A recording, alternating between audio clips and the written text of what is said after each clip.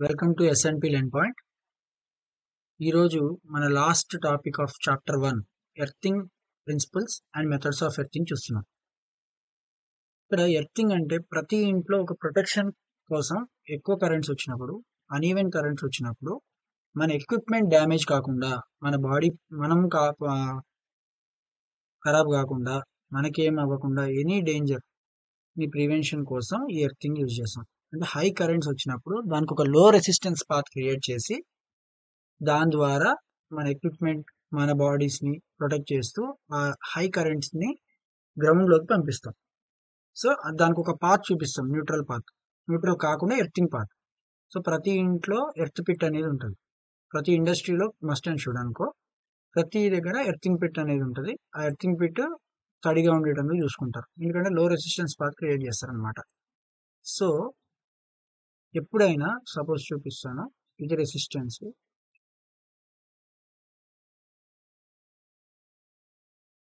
ఇప్పుడు ఒక ఐ అనే కరెంట్ వస్తుంది అనుకుందాం, 10 amps అనుకుందాం, ఇది 3 ohms, ఇది 5 ohms, ఇది 1 ohm అనుకోండి. కరెంట్ ఆల్వేస్ ప్రిఫర్స్ ది లో రెసిస్టెన్స్ పాత్. సో 1 ohm దగ్గరికి ఎక్కువ కరెంట్ అనేది మనకి టర్న్ అవుతుంది అనమాట. సో ఇక్కడ మనకి ఫస్ట్ 2 కండిషన్స్ తెలవాలి. ఒకటి, కరెంట్ అనేది లో రెసిస్టెన్స్ పాత్ అనేది చూస్తుంది. నెక్స్ట్ వచ్చేసి ఎర్తింగ్ అనేది ప్రొటెక్షన్ కోసం యూజ్ చేస్తాం. సో చూడండి ఇక్కడ definition. Earthing means connecting the non current carrying parts of electrical equipment like metal bodies అంటే ఎక్విప్మెంట్ ఉంటుంది కదా, సిపియు ఉంది, సిపియు మన ఇంట్లో బీరువాలు ఉన్నాయి, నాన్ కరెంట్ అంటే చాలా ఉన్నాయి. ఇప్పుడు ఏదైనా మెటల్ బాడీస్ అనమాట, దాన్ని ఎర్త్ కి కనెక్ట్ చేసి సేఫ్టీ ఫాల్ట్స్ ని మన బాడీకి కానీ ఎక్విప్మెంట్ కానీ ప్రొటెక్షన్ చేస్తూ సేఫ్టీగా స్టెప్ ని ఫాలో చేసేదాన్ని ఎర్తింగ్ అంటాం. దీనివల్ల మనకు అవసరం ఏంటి? ఎర్తింగ్ వల్ల ఒకటి, మనని షాక్ కొట్టకుండా protects the humans from electrical shock. తర్వాత అదొక provides A low resistance path to discharge fault current safely into the ground లోకి ఫాల్టీ కరెంట్ ని లో రెసిస్టెన్స్ పాత్ గా క్రియేట్ చేసి మొత్తం దానికి సైడ్ ఒక పాత్ ని క్రియేట్ చేయడం అనమాట. తర్వాత వోల్టేజ్, మన ఇంట్లో స్టెబిలిటీ మెయింటైన్ చేస్తుంది వోల్టేజ్ కి, మన ఎక్విప్మెంట్ ని డ్యామేజ్ కాకుండా చూస్తుంది.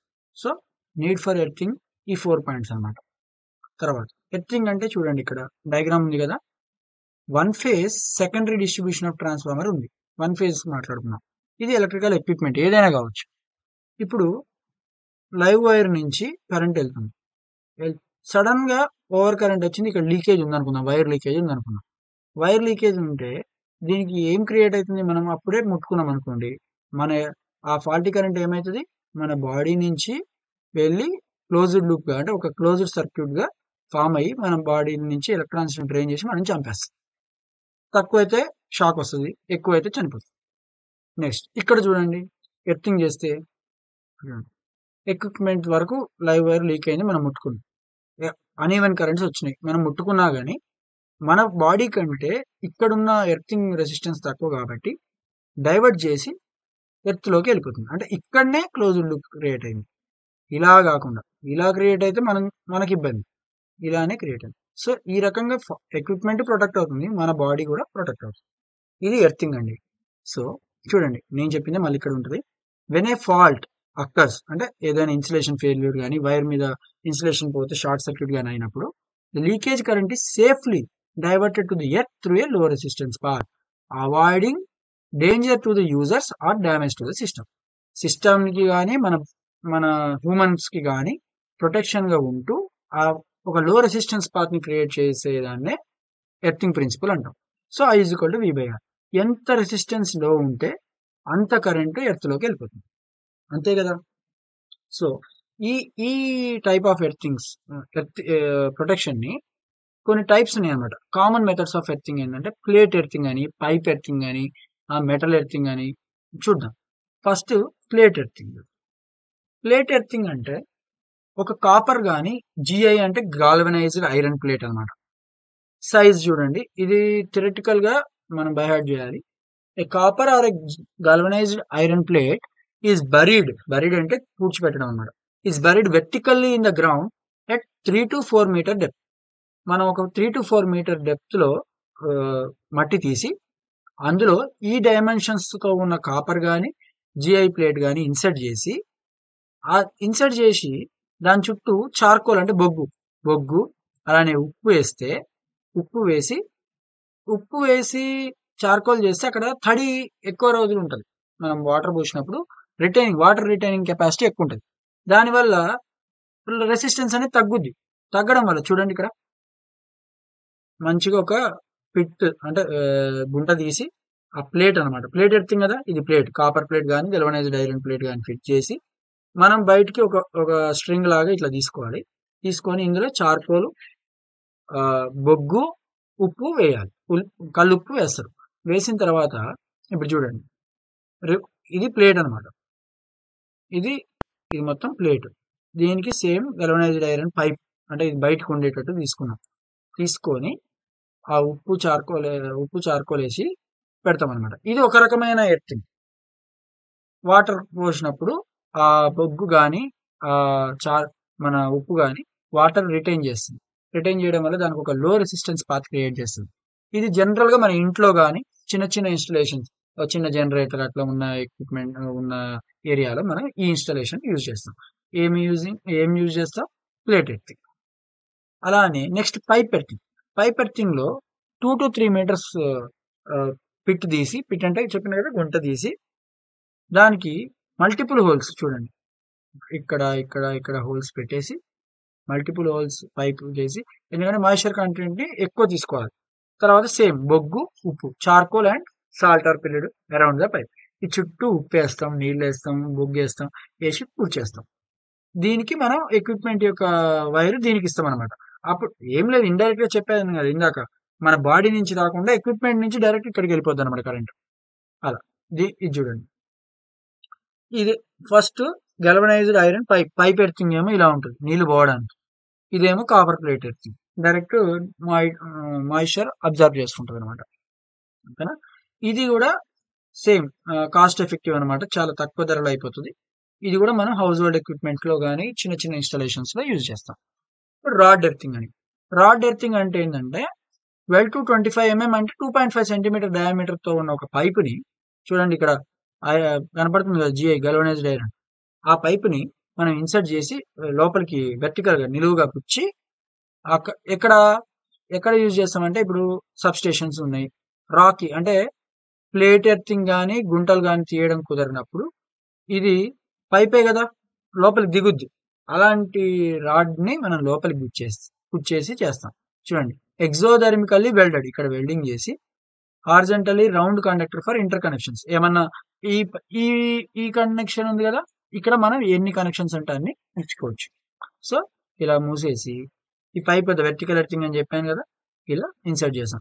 సో ఇంత ప్లేస్ మాత్రమే మనకి కవర్ అయింది. చూసారు, అంటే ఎక్కడైతే గుంట తీయడం కుదరదో రాకీ ప్లేసెస్ లో, ఇసుక లేని ఏరియాలో ఇది యూజ్ చేస్తాం. తొందరగా అయిపోద్ది అనమాట. Fast installation and good for Rocky Tarain. Rocky అంటే ఇసుక లేని కాడ మట్టి రాళ్ళు ఉన్న దగ్గర ఇది ఈజీ ఇన్స్టలేషన్ అనమాట.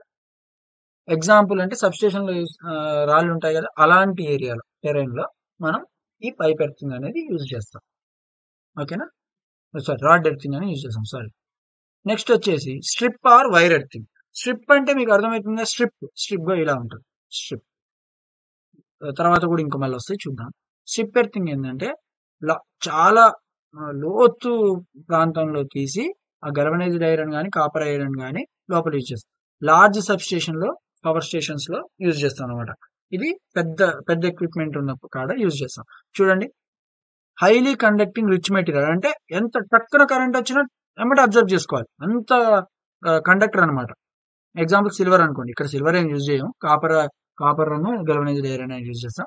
ఎర్త్ పిట్ చేసేసి అవుటర్ పైప్ ఉంది, లోపల పైప్ ఇన్నర్ పైప్ ఉంది. చూసారా, ఇక్కడ ప్యాకింగ్ మెటీరియల్ చూడండి, ఇక్కడ చూడండి, చార్కోల్ వేసిండు, ఉప్పు వేసిండు, ఇది అవుటర్ పైప్, లోపల కూడా ఒక పైప్ ఉంటుంది, దానికి స్ట్రిప్ అటాచ్ చేసిండు. ఈ స్ట్రిప్ మనం బయటికి కనెక్షన్స్ కోసం అనమాట. ఇది హై లోడ్ ఇన్స్టాలేషన్ లో యూజ్ చేస్తాం, లైక్ పవర్ స్టేషన్స్ కానీ పెద్ద పెద్ద సబ్స్టేషన్స్ కానీ ఇక్కడ యూజ్ చేస్తాం. ఓకేనా. Next chemical earthing. Chemical earthing ఏం లేదండి, మనం జనరల్ గా ఎర్తింగ్ లో చార్కోల్ అంటే బొగ్గు ఉప్పు యూజ్ చేస్తాం కదా, ఇక్కడ దాని బదులు మనం కెమికల్స్ యూజ్ చేస్తాం. కెమికల్స్ అంటే ఏదో పెద్ద అనుకోకండి, ఇంతకుముందు యూజ్ చేసినవి చూడండి, సిల్వర్ ఎలక్ట్రోడ్, కాపర్ ఎలక్ట్రోడ్, అంతే. Silver electrode, copper electrode use చేస్తాం అనమాట. కొన్ని హారిజంటల్ ఇన్స్టాలేషన్స్ ఉంటాయి, కొన్ని వెర్టికల్ ఇన్స్టాలేషన్స్ ఉంటాయి, డిపెండింగ్ ఆన్ ది ఎక్విప్మెంట్. దీని వల్ల యూజ్ ఏంటంటే, మనం అక్కడ మెయింటెనెన్స్ అవసరం లేని దగ్గర, మనం ఊకే అక్కడికి వెళ్ళలేని సిచ్యువేషన్ లో ఇలాంటివి ఇన్స్టాలేషన్ చేస్తాం. కొంచెం ఖర్చుతో కూడుకున్నది, బట్ మెయింటెనెన్స్ లెస్ ఉన్న ఏరియాలో ఖచ్చితంగా ఇది యూజ్ చేస్తాం. ఇది ఇప్పుడు కొత్తగా వచ్చిన పద్ధతి, మోడల్. చూడండి, కాపర్ ఆర్ జిఐ ప్లేట్ మనం మెయిన్ ఎర్త్ ఎలక్ట్రోడ్ గా యూజ్ చేస్తాం. చార్కోల్ ఎందుకు? సాయిల్ కండక్టివిటీని పెంచుద్ది. సాల్ట్ ఎందుకు? మాయిశ్చర్ అబ్జర్వ్ చేసి రెసిస్టెన్స్ ని తగ్గిస్తుంది. జిఐ వేరేంది? ఎర్త్ కి connection between the earth and equipment. మన ఎక్విప్మెంట్ జిఐ వారికి కనెక్ట్ చేస్తాం. అయితే మనకి ఇంటర్నేషనల్ స్టాండర్డ్ ఎర్తింగ్ ఏమని ఇచ్చిందంటే, మనం ఎర్త్ రెసిస్టెన్స్ అనేది డొమెస్టిక్ అప్లికేషన్స్ లో మినిమం 5 ohms కంటే లెస్ ఉండాలి. ఓకేనా. అంటే 1 ohm కూడా ఉండొచ్చు. మినిమం అంటే 1 ohm ఇవ్వాలి. ఎంత వరకు ఉండొచ్చు అంటే లెస్ దాన్ 5 ohms వరకు ఉండొచ్చు. అది డొమెస్టిక్ ఎక్విప్మెంట్. అదే పవర్ స్టేషన్స్ లో లెస్ దాన్ 1 ohm, 1 ohm కాదు, లెస్ దాన్ 1 ohm ఉండాలి. ఓకేనా. అసలు సాల్ట్ అండ్ చార్కోల్ ఎర్తింగ్ లో ఎందుకు యూజ్ చేస్తాం అనేది చూద్దాం. ఓకేనా. మనం ఇందాక ఏమనుకున్నాం, సాల్ట్ అనేది మాయిశ్చర్ అబ్జర్వ్ చేసి కండక్టివిటీని పెంచుద్ది. కండక్టివిటీని పెంచుద్ది అంటే ఇన్ ద సెన్స్ ఏంది? రెసిస్టెన్స్ ని తగ్గిస్తుంది అనే కదా అర్థం. అలానే చార్కోల్ మాయిశ్చర్ ని రిటైన్ చేస్తుంది, అంటే తడిని ఉంచుతుంది. ఇండైరెక్ట్ గా ఇది కూడా మనం చేసేది రెసిస్టెన్స్ ని లో చేస్తుంది అనమాట. సో అలాంటప్పుడు ఏమైతుంది? ఫాల్ట్ కరెంట్ అంతా గ్రౌండ్ లోకి డైవర్ట్ అయిపోతుంది. సో ఇదండి సమ్మరీ. చూద్దాం. ప్లేట్ ఎర్తింగ్ లో జిఐ అన్నిట్లో గల్వనైజ్డ్ ఐరనే, కాకపోతే కెమికల్ ఎర్తింగ్ లో ఎలక్ట్రోడ్స్ కాపర్ లేదా సిల్వర్ యూజ్ చేస్తున్నాం. ఓకేనా. అయితే ప్లేట్ ఎర్తింగ్ లో హోమ్ ఆఫీసెస్ లో యూజ్ చేస్తాం. పైప్ ఎర్తింగ్ కూడా జనరల్ యూజే. రాడ్ ఎర్తింగ్ ఎక్కడైతే డ్రై ల్యాండ్స్ ఉన్నాయో, రాకీ టెరైన్ ఉందో అక్కడ యూజ్ చేస్తాం. స్ట్రిప్ ఎర్తింగ్ మాత్రం హై లోడ్స్ అంటే ఇండస్ట్రియల్ కానీ లార్జ్ పవర్ స్టేషన్స్ లో కానీ యూజ్ చేస్తాం. కెమికల్ ఎర్తింగ్ మాత్రం మనం రీసెంట్ గా ఇప్పుడు వాడే పద్ధతి ఇది. మోడర్న్ బిల్డింగ్స్ కానీ టెలికామ్ ఆఫీసులలో ఇలాంటి వాటిలో అంటే రిచ్ అనమాట మనం యూజ్ చేస్తాం. ఓకేనా. ఇది ఇంతటితో చాప్టర్ 1 కంప్లీట్ అయిపోయింది. ప్రతి టాపిక్ ఇండివిజువల్ గా each and every topic explain చేశాను. ఓకేనా. దాని మీద ఎంసీక్యూస్ ఉన్నాయి, ఇప్పుడు అవసరం లేదు, మనం నెక్స్ట్ చూద్దాం. ఇది పీడిఎఫ్ షేర్ చేస్తాను మీకు. ఓకేనా.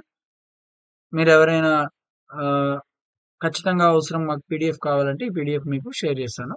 ఆ నెంబర్ మన ఛానల్లో నెంబర్ ఉంటుంది, దానికి జస్ట్ పింగ్ చేయండి. మీ subscriber just share the PDF of the chapter 1 అని పెడితే నేను మీకు షేర్ చేస్తాను. ఓకేనా. Thank you. చూడండి, మొత్తం చాప్టర్ 1 కంప్లీట్ అయింది. ఒక్కసారి చూద్దాం. ఇక్కడ మనం ఏం కవర్ చేసామంటే ఈ వీడియోస్ లో అన్నిట్లో ఫస్ట్ ఫండమెంటల్స్ ఆఫ్ ఎలక్ట్రిసిటీ చూసాం. ఫండమెంటల్స్ ఆఫ్ ఎలక్ట్రిసిటీ అంటే బేసిక్ ఎలక్ట్రికల్ ఇంజనీరింగ్ లో కూడా చెప్పాను నేను. ఏంటివి? Resistance, current, voltage, power with example of water tank example. తర్వాత ఎలక్ట్రికల్ ఆక్యుపేషనల్ సేఫ్టీ టూల్స్ చూసాం, క్లియర్ గా చూసాం విత్ పిక్చర్స్. తర్వాత ఓమ్స్ లా అంటే ఏంది, కిర్చాఫ్ లాస్ ఏంది, ఓమ్స్ లాలో resistance, inductance, capacitance, series and parallel connection చూసాం. Star and delta connection, 3 phase connection చూసాం. కన్వర్షన్స్ చూసాం, ప్రాబ్లమ్స్ కూడా ఎగ్జాంపుల్ చూసాం. ఎలక్ట్రోస్టాటిక్స్ చూసాం, ఛార్జ్ అంటే ఏంది, ఎలక్ట్రిక్ ఫీల్డ్ అంటే ఏంది, ఎలక్ట్రిక్ పొటెన్షియల్ అంటే ఏంది, పొటెన్షియల్ డిఫరెన్స్ అంటే ఏంది చూసాం. కెపాసిటర్స్ చూసాం, తర్వాత వాటి కనెక్షన్స్ చూసాం. తర్వాత ఇప్పుడు earthing principles, methods of earthing చూసాం. ఇంతటితో పర్ఫెక్ట్ గా ఫస్ట్ యూనిట్ అనేది కంప్లీట్ అయిపోయింది. నెక్స్ట్ యూనిట్ లో మనం బ్యాటరీస్ గురించి చూద్దాం. బ్యాటరీస్ చాలా తక్కువ టాపిక్, ఒక టూ వీడియోస్ లో కంప్లీట్ అవుతుంది. ఓకేనా. Bye friends.